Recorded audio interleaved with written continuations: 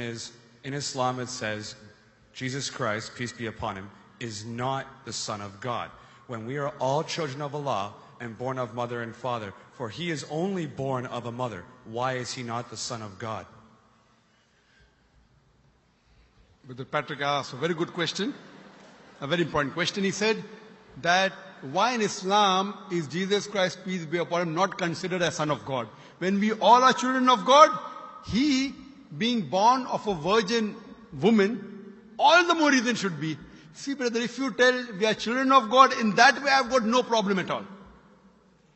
If you read the biblical language, if you say that we are children of God and Jesus is Son of God, in that context, meaning he is person who follows the commandment of God, most verily, all the messengers of God, they are sons of God.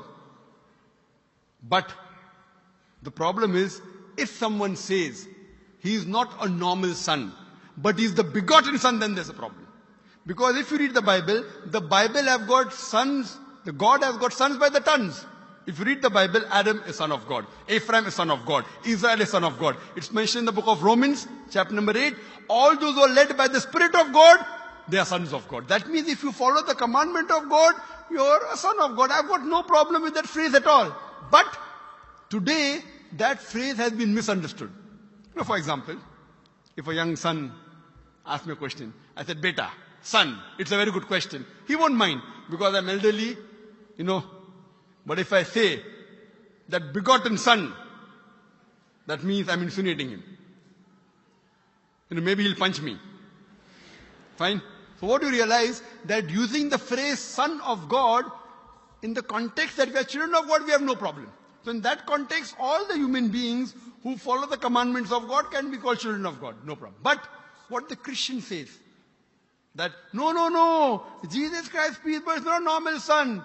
And he quotes Gospel of John, chapter number 3, verse number 16. For God so loved the world that he gave his only begotten son. Whosoever believeth in him shall not die but have everlasting life.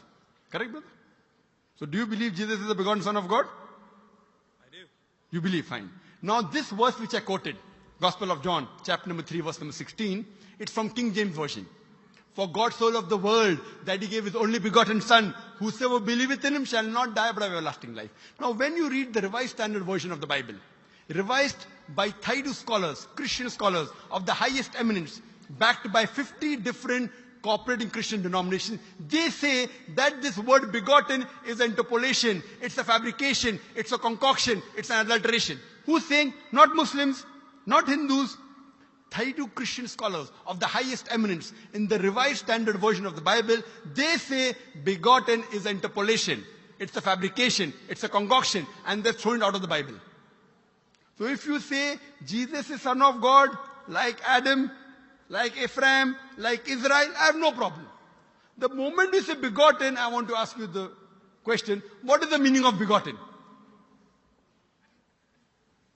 Brother, what is the meaning of begotten? Begetting is an animal act.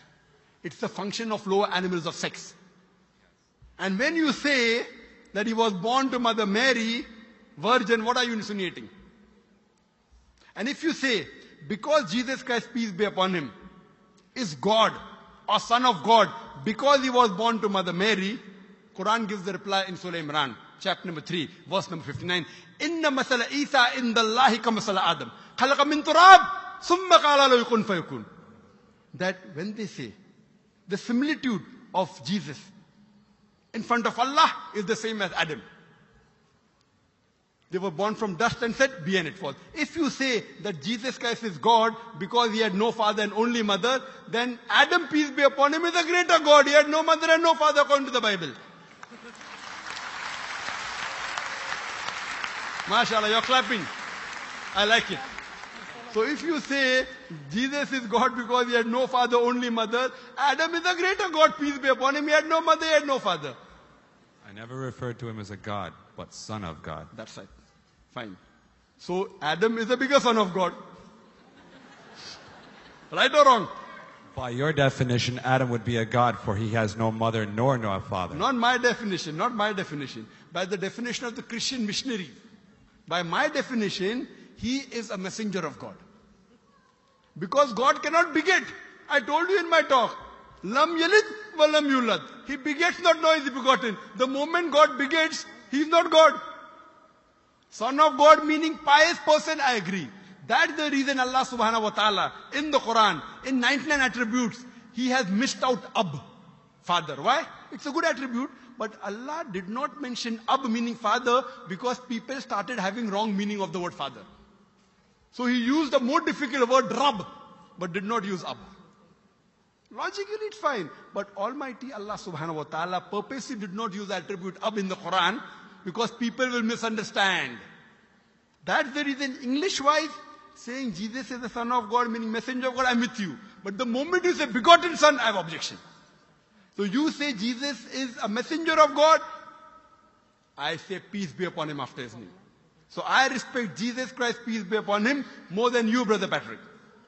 Because when I take his name, I have to say peace be upon him. If I do not say that, I'm wrong. So I love Jesus Christ, peace be upon him, more than you. I follow his teaching more than you. And if you want, I can prove it to you. That's a different argument, not for tonight. Sorry? That's a different argument and not for tonight. Okay, fine. I'll give you a few things. Jesus Christ, peace be upon him. Fine? If you read the Bible, he was circumcised on the 8th day. Fine? Majority of all the Muslims are circumcised, the Christians aren't.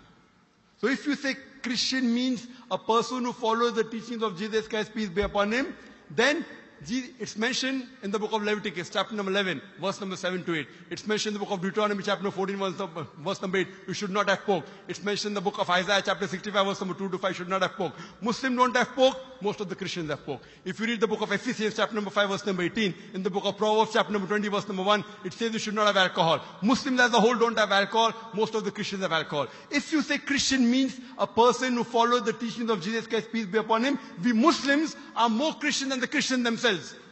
We love him. We respect him.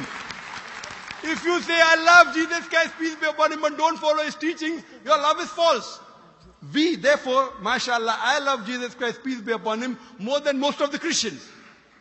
Because I follow his teachings, I respect him, I revere him. And Jesus Christ also said, in the Gospel of John, chapter number 16, verse number 11 to 14, I have many things to say unto you, but ye cannot bear them now. For he, when the Spirit of truth shall come, he shall guide you unto all truth. He was talking about Prophet Muhammad to come. So Jesus Christ, peace be upon him, said, you have to believe in the last and final messenger, Prophet Muhammad sallallahu alaihi wasallam. So even that way I'm following Jesus Christ, peace be upon him. I believe in Prophet Muhammad. Do you believe in Prophet Muhammad as the messenger of God? I do. MashaAllah. Now you're more closer to...